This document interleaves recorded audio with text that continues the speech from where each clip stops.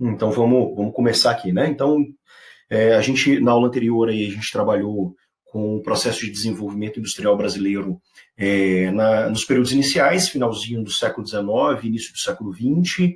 Falamos muito ali de uma discussão que os teóricos tinham dentro do Brasil ali, né? De uma certa parcela dos acadêmicos brasileiros falava muito que a gente deveria apostar na nossa vocação agrícola, e tinha um pessoal já olhando para um processo de desenvolvimento industrial, que eram chamados desenvolvimentistas, onde que eles falavam muito da gente romper com essa dependência de desenvolvimento industrial. E aí nós vimos que naquele momento uma parcela da elite comprou esse discurso desenvolvimentista, e o exemplo que eu dei para vocês foi o Barão de Mauá, onde ele começa a investir, pegar todo aquele acúmulo de capital rural, né, e investir ali no processo de desenvolvimento industrial, criação de infraestrutura, só que nós vimos que esse período ele não foi tão bem sucedido, tanto que ele é conhecido como surto industrial, né? Só fazendo um resgate rápido da nossa última aula ali. E com isso, logo em seguida veio a Primeira Guerra Mundial, né, o fim da Primeira Guerra Mundial, a crise de 29, que isso chega no Brasil muito forte. E a partir desse momento, né, de 1930 para frente, a gente tem aí o que a gente vai chamar de primeira fase do desenvolvimento industrial brasileiro. Ou seja, a gente sai daquele processo de surto industrial e a gente entra nesse segundo momento que é conhecido aí como industrialização brasileira, onde a gente vai engrenar a primeira marcha ali e dar esse segmento. Então, essa primeira fase, né, tirando o meu rostinho aqui, que sempre atrapalha no cantinho, essa primeira fase, a gente tem aí o Getúlio Vargas, onde ele vai assumir uma postura nacional desenvolvimentista. E aí, por que ele tem essa postura nacional desenvolvimentista? Lembre-se que o período aí, né, década de 30, o mundo e o Brasil estavam passando por uma crise econômica, que é a quebra da Bolsa de Valores de Nova York, a crise de 29, que já explicamos esse contexto, e isso impacta diretamente a nossa economia. E aí existe uma discussão dentro da história e da geografia, né, se o Getúlio Vargas era um nacional desenvolvimentista por convicção, né? Ou seja, a estrutura econômica e política do mundo gerou ele essa necessidade de ser um nacional desenvolvimentista, ou de fato ele acreditava nisso, né?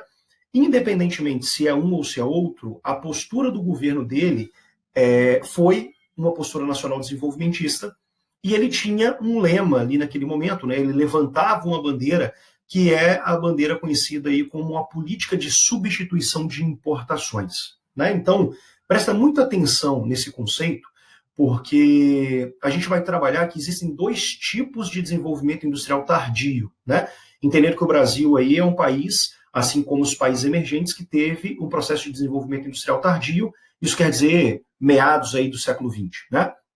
Nós temos a política de substituição de importações, que é a que eu vou explicar aqui agora, e nós temos uma política de plataforma de exportação, é o que aconteceu no Sudeste Asiático, e especificamente nos tigres asiáticos, e a gente vai ver isso mais para frente no conteúdo lá de desenvolvimento econômico e industrial do Sudeste Asiático. Tá? Então, o que foi a política de substituição de importações dentro do Brasil?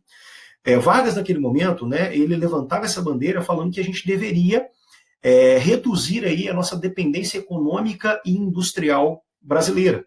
Ou seja, ele vem com esse discurso desenvolvimentista ali do final do século XIX, onde ele, olhando para a relação econômica que o Brasil tinha naquele momento, aquela grande dependência com os Estados Unidos, especificamente no início do século XX, e que tudo que a gente precisava de produtos industrializados vinha de fora.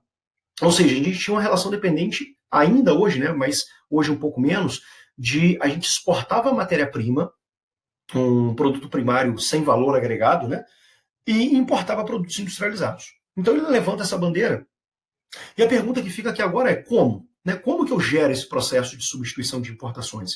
Como que eu reduzo essa dependência minha desse desenvolvimento industrial, começar a produzir isso internamente?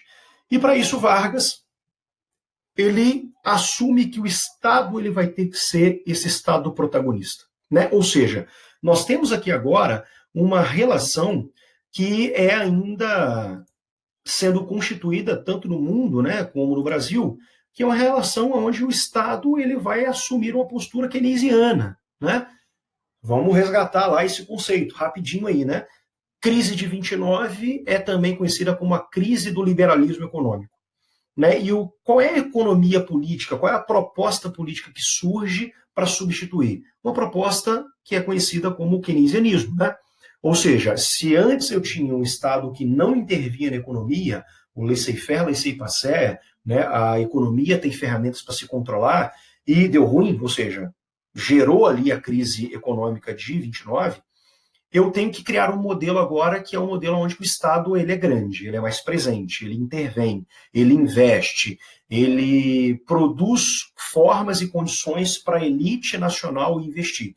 E é isso que o Estado brasileiro vai começar a desempenhar a partir desse momento.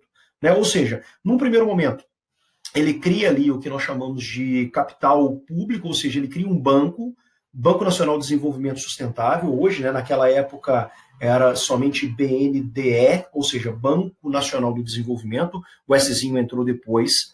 E qual é a ideia desse banco? Né? A gente chama até de Banco dos Ricos, porque ele empresta dinheiro a juros muito baixos para que a elite brasileira, naquela ocasião, a oligarquia cafeeira, e hoje, né, eu tenho uma série de elites aí, que pega esse dinheiro e investe, consegue alavancar a economia e paga juros muito baixos. Perfeito? Ou seja, o Estado está sendo provedor nesse momento. O Estado está sendo uma alavanca de desenvolvimento. Ou seja, o dinheiro é um dinheiro público que empresta para o setor privado para ele fazer essa estrutura, investir na economia, investir na indústria e pagar o Estado no segundo momento. Perfeito? E, além disso, eu tenho o próprio capital privado, né, onde essas elites aí que têm um acúmulo de dinheiro, né, o que o Marx vai chamar lá de acumulação primitiva de capital, que é um processo de desenvolvimento e acúmulo de capital que vem do campo da produção agrícola, né, vai pegar esse dinheiro da produção de café, tendo em vista que a exportação de café nossa não está acontecendo nesse momento devido à crise, né, então vai pegar esse dinheiro e vai começar a investir no processo de desenvolvimento industrial também. Perfeito? Ou seja, nesse momento eu tenho dois vetores de investimento. Eu tenho a elite nacional investindo e eu tenho o Estado também investindo, ou emprestando dinheiro para essa elite, ou construindo também estruturas. E de que forma que o Estado ele vai ser um Estado ator, participante, né, ativo nesse processo? Está aqui, ó. Eu tenho nesse momento o Estado sendo o consolidador ou o construtor desse alicerce inicial do desenvolvimento industrial que nós temos. Tanto que o Estado ele vai assumir esse protagonismo de investimento no que nós chamamos de indústria de base. Lembrando aí nas nomenclaturas, nos conceitos de indústria, eu tenho indústria de base, indústria de bens de capital ou bens intermediários e indústria de bens de consumo, durável e não durável. Né? Então, a indústria de base é o que vai dar suporte para esse processo aqui que o Vargas quer desenvolver, que é o processo de substituição de importações. Ou seja, para que, de fato, a minha dependência tecnológica e econômica reduza, eu preciso ter uma série de indústrias nacionais. Ou seja, todas essas indústrias aqui de base, que o Brasil vai começar a desenvolver da década de 30 para frente, serão indústrias criadas em indústrias estatais. Então, primeiro, eu tenho o desenvolvimento de uma indústria extrativa, né, que foi criada ali antigamente chamado Vale do Rio Doce e agora é conhecida como Vale. Ela foi privatizada, mas eu tenho o surgimento da Vale ali naquele momento. Né, e qual a importância dessa indústria extrativa? É onde que vai extrair o recurso mineral, extrair ali o minério de ferro bruto, extrair o mineral bruto e a gente vai passar por um processo de beneficiamento que aí a gente tem o surgimento da indústria siderúrgica. Ou seja, eu tenho a Companhia Siderúrgica Nacional, a CSN, que fica em Volta Redonda, né, que vai pegar esse produto básico, bruto, né, o minério de ferro, a bauxita, o cobre, e transformar numa liga metálica. Ou seja, eu já começo a agregar valor nisso, que seja para exportação ou que seja para uma indústria metalúrgica, que também começa a ser aperfeiçoada no Brasil nesse momento, onde vai pegar essa liga metálica e transformar em elementos, transformar em mercadorias, transformar ali em braço mecânico para a indústria. Perfeito? E, além disso, eu tenho investimento no setor de infraestrutura, ou seja, desenvolvimento aí de ferrovias e energia. E lembre-se que aqui a gente está ainda no processo de aglomeração industrial. Tudo isso daqui que eu estou falando para vocês tanto de investimento na indústria de base, tanto de investimento de indústria de bens de consumo não durável pela elite nacional, e lembrando que a indústria de bens de consumo não durável aqui é alimentícia e têxtil, isso vai ser concentrado no Sudeste e mais específico em São Paulo, tá certo?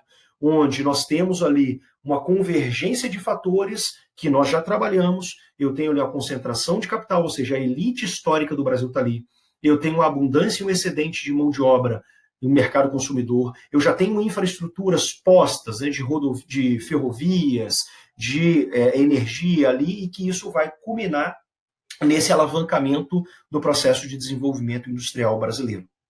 Perfeito? Avançando um pouco mais para a gente trabalhar aí com o JK, deixa eu só tirar aqui a canetinha, senão a gente não passa o slide. Passando aqui. Ainda dentro da primeira fase, nós temos aqui o nosso querido Juscelino Kubitschek. Deixa eu tirar meu rostinho aqui, senão fica em cima. Aí, beleza. E aí a gente já começa a perceber que eu tenho uma política um pouco diferente. Como assim, Judson? Eu tenho o governo do Juscelino Kubitschek, que vai ser na década de 50, ou seja, 20 anos depois de Vargas, assumindo uma política que não é nacional desenvolvimentista.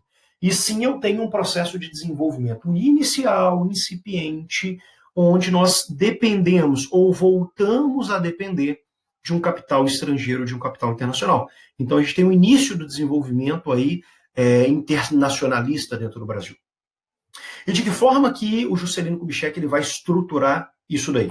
Está aqui para vocês. Ou seja, dentro do governo dele, dentro do tempo que ele ficou ali como presidente, ele cria, né, uma estrutura que ele vai denominar de tripé econômico.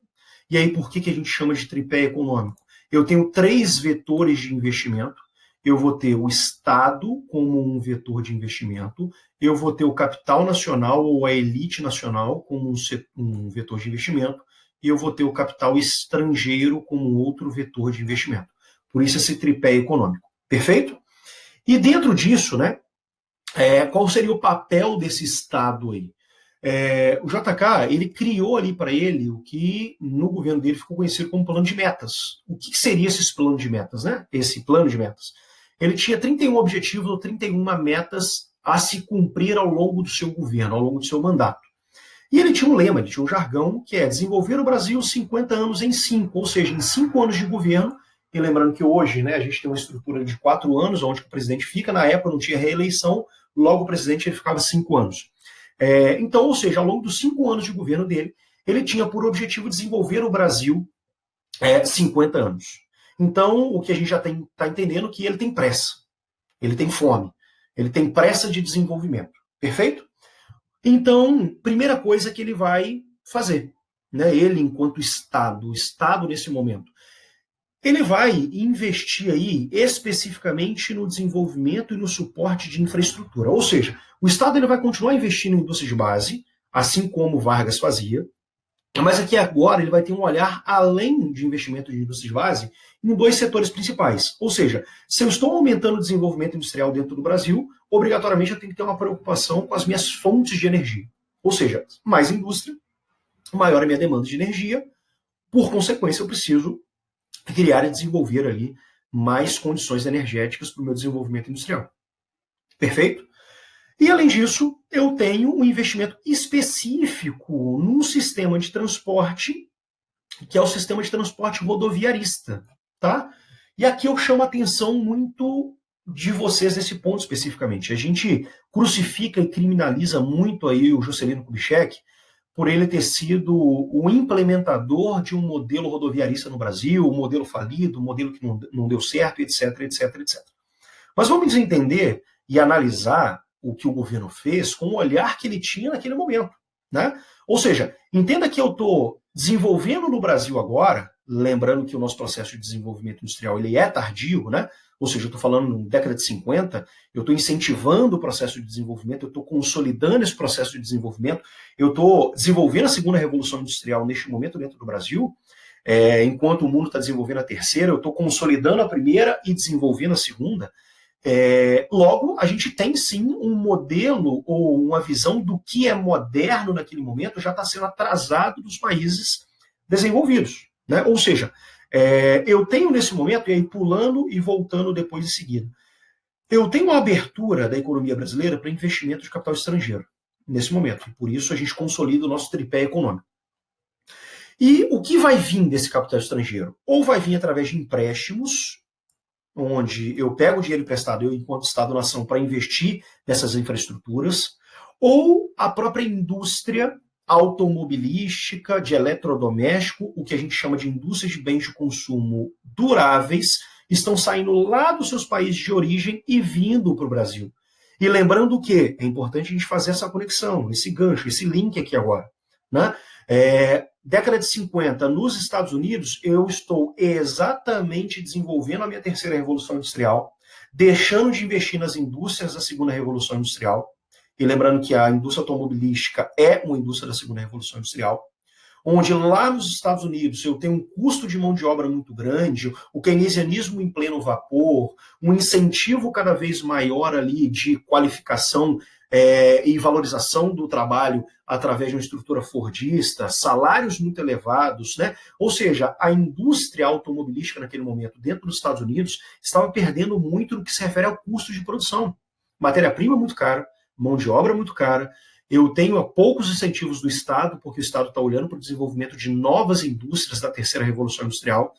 E, obrigatoriamente, com o desenvolvimento de novas tecnologias que a terceira revolução industrial ela possibilita, ela gera nos Estados Unidos uma fragmentação dessa indústria da segunda revolução industrial.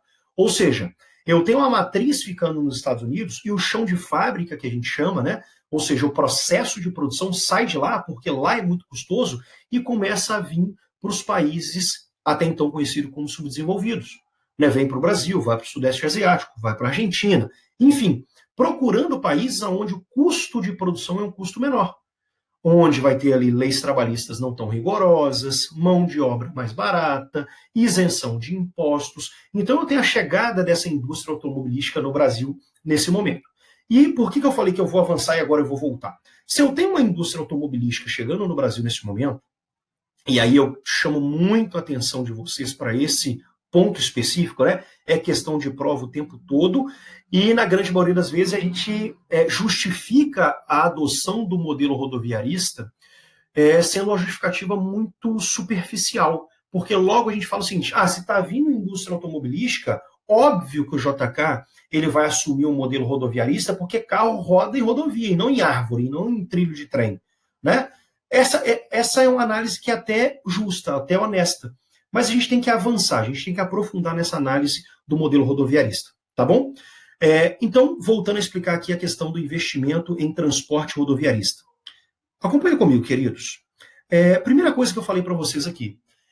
Se eu tenho um plano de desenvolvimento do Brasil 50 anos em 5, eu disse para vocês que o JK ele tem pressa. Perfeito?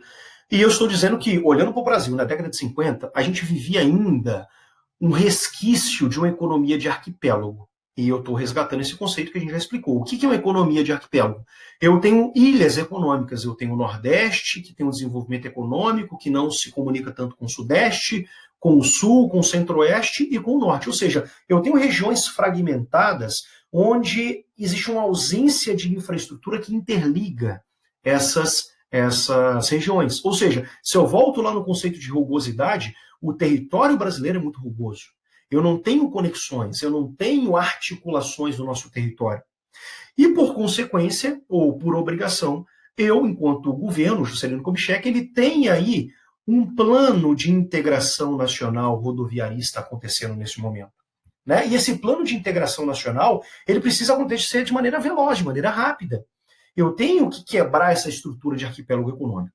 E aí vem um dos motivos, e o principal motivo, de construir uma malha rodoviária que vai interligar o Brasil. Porque para construir uma rodovia é muito mais rápido do que para construir uma ferrovia. Para construir uma rodovia é muito mais barato construir uma rodovia do que uma ferrovia. Ou seja, eu tenho pressa, eu tenho necessidade de ser muito rápido. Então a infraestrutura rodoviária ela é muito mais rápida de ser construída, ela é muito mais barata, mas óbvio, eu estou olhando a curto prazo e não a longo prazo. E a gente vai ver que isso vai trazer consequências para o Brasil, sim. Né? O custo hoje de transporte no Brasil é muito elevado por causa disso. Mas naquele momento existia uma justificativa para aquilo. Eu preciso construir isso de maneira muito rápida.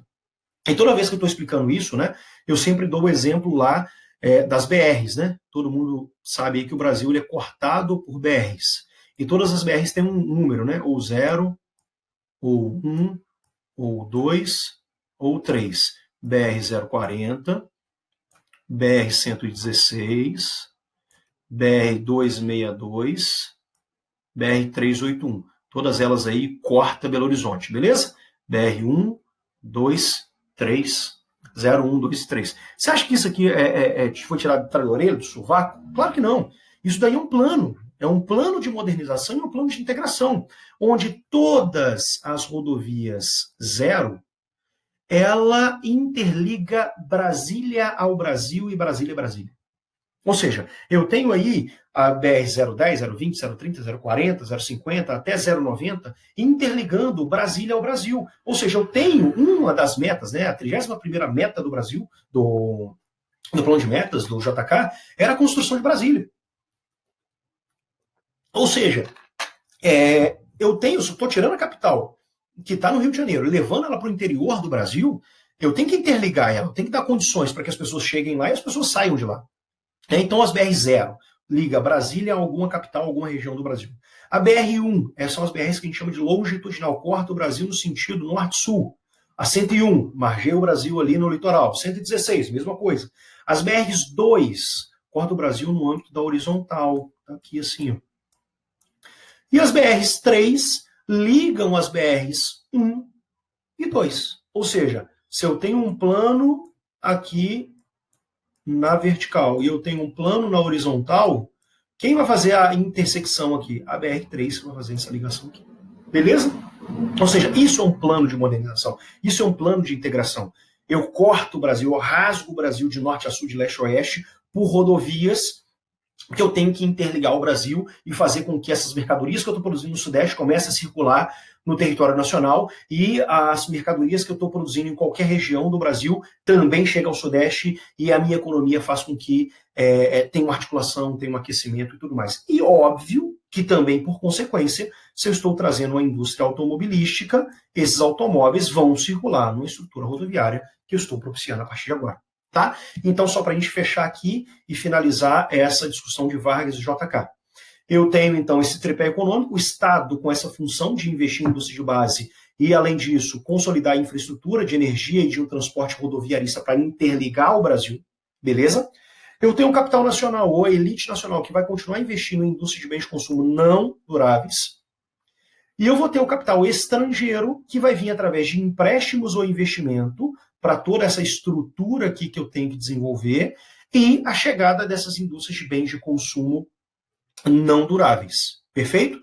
E essas indústrias de bens de consumo não duráveis vai se localizar onde? Se ainda eu estou no processo de desenvolvimento da segunda revolução industrial. É uma economia de dispersão ou de aglomeração?